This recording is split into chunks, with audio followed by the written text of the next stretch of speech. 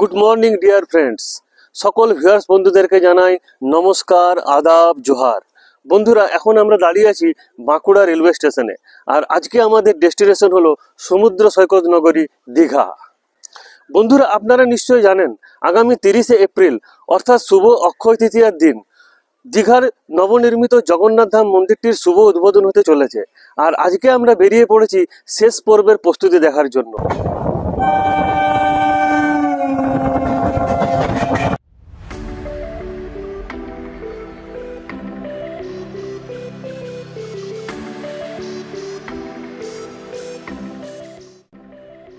Bankura railway station থেকে journey শুরু করে দীর্ঘ পথ অতিক্রম করার পর আমরা এসে পৌঁছেছিলাম ওল্ড দীঘা সমুদ্র সৈকতে।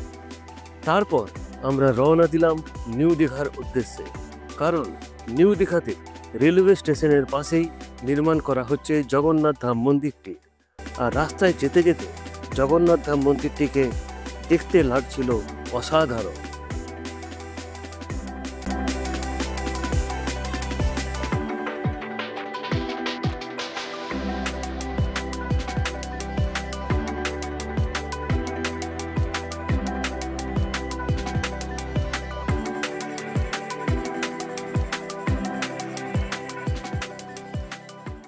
অবশেষে আমরা দীঘা রেলওয়ে স্টেশনে এসে পৌঁছালাম। আর দীঘার জগন্নাথ মন্দিরটা হলো রেলওয়ে স্টেশনের ঠিক পাশেই। এখান থেকে আমরা মন্দিরের চূড়াখানি দেখতে পাচ্ছি। আসুন আমরা এবার ধীরে ধীরে জগন্নাথ মন্দিরের দিকে অগ্রসর হই।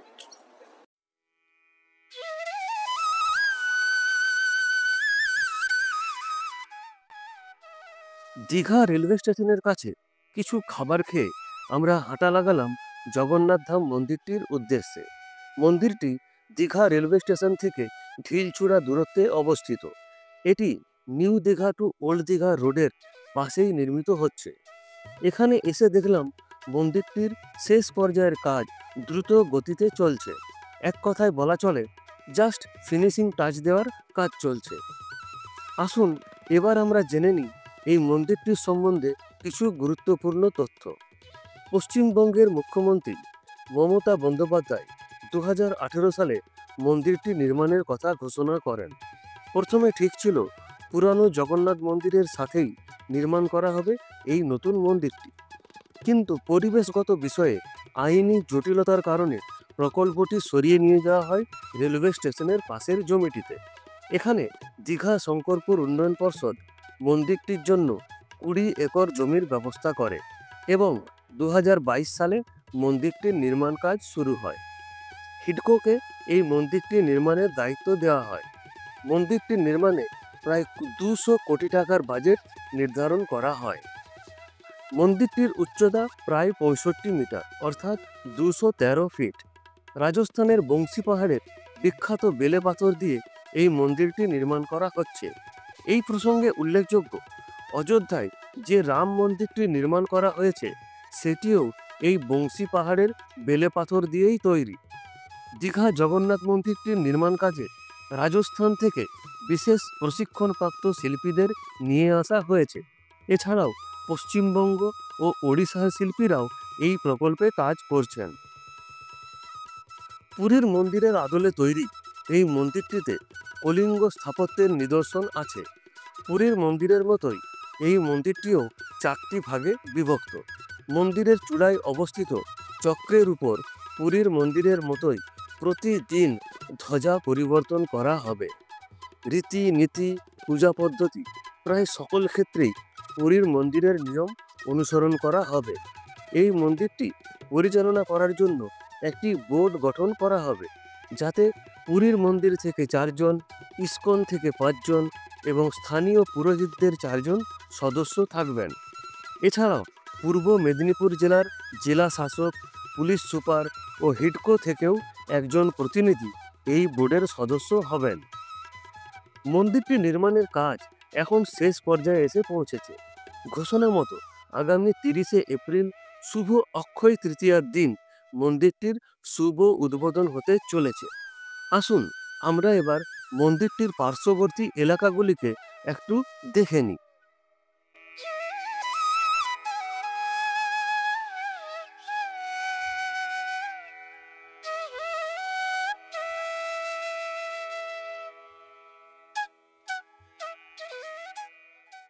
বন্ধুরা, এখন আমি দাঁড়িয়ে আছি মন্দিরটির মেন গেটের সামনে।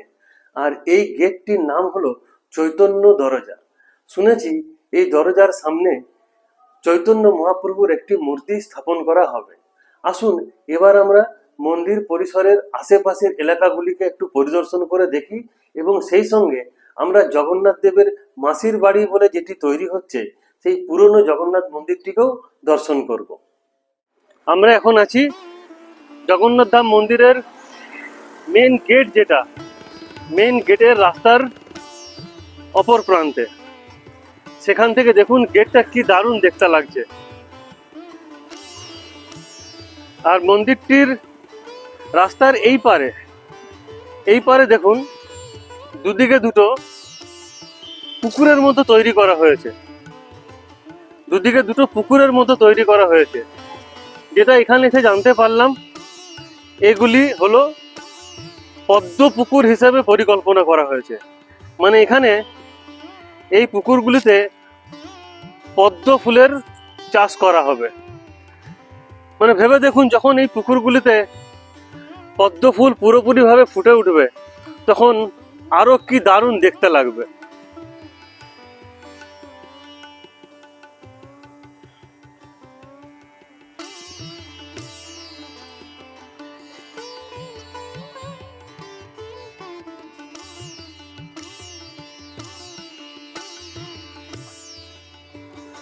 আর মন্দিরের মেন গেটের অপোজিটে এই দুদিকে যে দুটো পুকুর তৈরি হচ্ছে তার ঠিক মাঝ বরাবর দেখুন একটা পার্কের মতো তৈরি করা হচ্ছে। এটা হচ্ছে দীঘা নেচার পার্ক, কিন্তু এখন গেট বন্ধ আর পার্কটি পুরোপুরি তৈরিও হয়নি। তাই আমরা একটু আপনাদেরকে এই পাশ দিয়ে গিয়ে দেখানোর চেষ্টা করব। তো তবে এখানে পুলিশ প্রশাসনের লোকজন অনেক আছেন, এবারে ওনারা হয়তো এখানে ঢুকতে পারমিট করবেন কিনা আমার জানা নেই, তবু একটু বাইরের থেকে দেখানোর চেষ্টা করছি। মানে এক কথায় বলতে গেলে এই জায়গাটিকে জুড়ে এক ব্যাপক কর্মকাণ্ড কিন্তু চলছে। মানে আগামী দিনে এই জায়গাটির কিন্তু রূপরেখাটাই পুরোপুরি পরিবর্তন হতে চলেছে। এটা হলো দীঘার নেচার পার্ক। মানে এখনো তৈরি হয়নি পুরোপুরি ভাবে, জাস্ট কাজ চলছে। আর আমরা দেখতে পাচ্ছি ওই দূরে একটা হাতির স্ট্যাচু করা হয়েছে, আর বাচ্চাদের খেলার জন্য কিছু ওখানে রাইড ওখানে আমরা দেখতে পাচ্ছি। যাই হোক, আমরা বেশি দূর যাব না, আমরা জাস্ট পার্কটি আপনাদেরকে একটু দেখিয়ে দিই।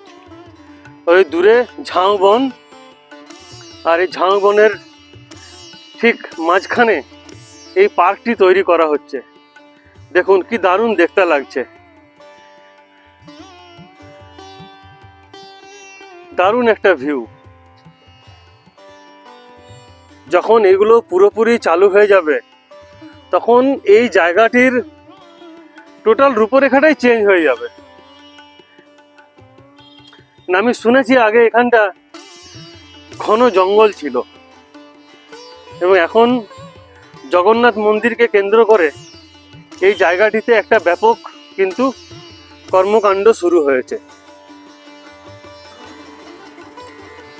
বন্ধুরা, এখন আমরা জগন্নাথ ধাম মন্দির পরিসর থেকে যে রাস্তাটি ওল্ড দীঘার দিকে যাচ্ছে সেই রাস্তা ধরে এখন আমরা হেঁটে হেঁটে অগ্রসর হয়েছি ওল্ড জগন্নাথ মন্দির যেখানে আছে সেখানটির উদ্দেশ্যে। চলুন আপনাদেরকে পুরনো জগন্নাথ মন্দিরটি একটু দেখাই। পুরনো জগন্নাথ মন্দিরটি এই ওল্ড দীঘা যাওয়ার রাস্তায় একটু এগিয়েই ডান হাতে পড়বে। চলুন আপনাদেরকে দেখাই। বন্ধুরা, এখন আমরা দাঁড়িয়ে আছি দীঘা হসপিটালের সামনে। আর এই হসপিটাল থেকে এই যে রাস্তাটি যাচ্ছে ওইদিকে আর একটু এগিয়ে যেতে হবে। আর এই হসপিটালের এই যে হসপিটাল দেখছেন, এই হসপিটালের ঠিক অপোজিটে যে রাস্তাটি যাচ্ছে এটাকে বলে হসপিটাল ঘাট। মানে এটা গিয়েও আপনি সমুদ্র দেখতে পাবেন এই রাস্তাটিতে। আর যেটা পুরনো জগন্নাথ মন্দির, অর্থাৎ যেটাকে মাসির বাড়ি হিসাবে তৈরি করা হচ্ছে, সেটা যেতে গেলে এই রাস্তাটি ধরে আরেকটু এগিয়ে যেতে হবে। চলুন। এই রাস্তায় হাঁটতে হাঁটতেই একটু এগিয়ে এলেই এই পাশে পাবেন এই পাশে হলো জিওলজিক্যাল সার্ভে অফ ইন্ডিয়া।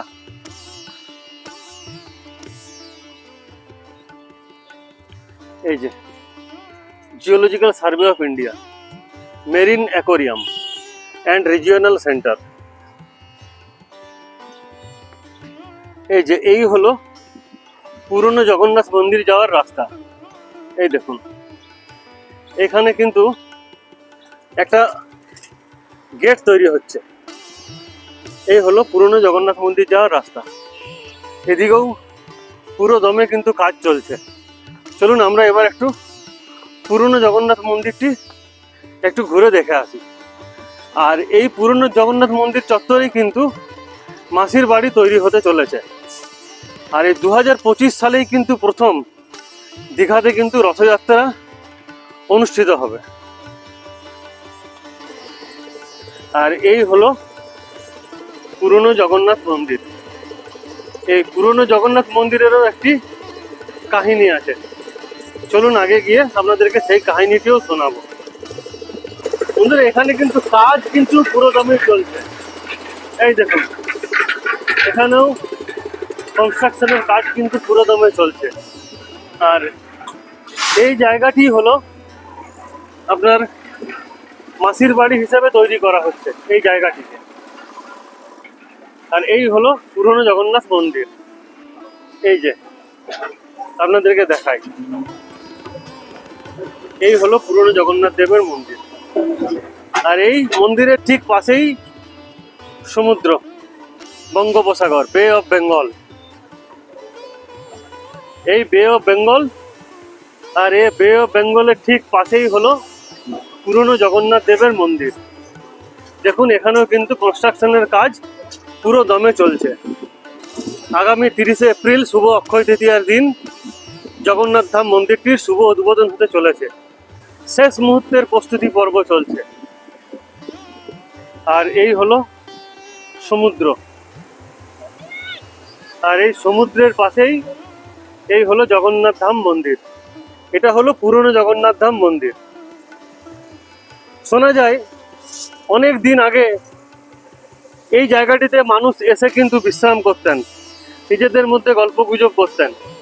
আর সেই রকমই কোনো এক বিকেলবেলায় কলকাতার এক দম্পতি সমুদ্রে কিছু একটা ভেসে আসতে দেখেন, এবং সেটি দেখে তারা এখানকার যারা মৎস্যজীবী তাদেরকে বলেন, এবং মৎস্যজীবীরা জাল ফেলে সেটিকে তুলে আনলে দেখা যায় সেটি একটি জগন্নাথ দেবের মূর্তি।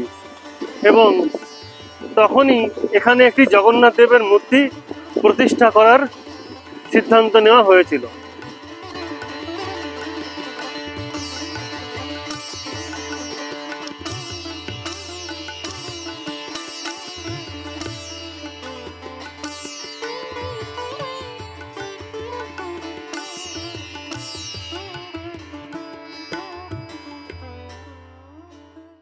বন্ধুরা, আজকের মতো ভিডিওটি এখানেই শেষ করছি।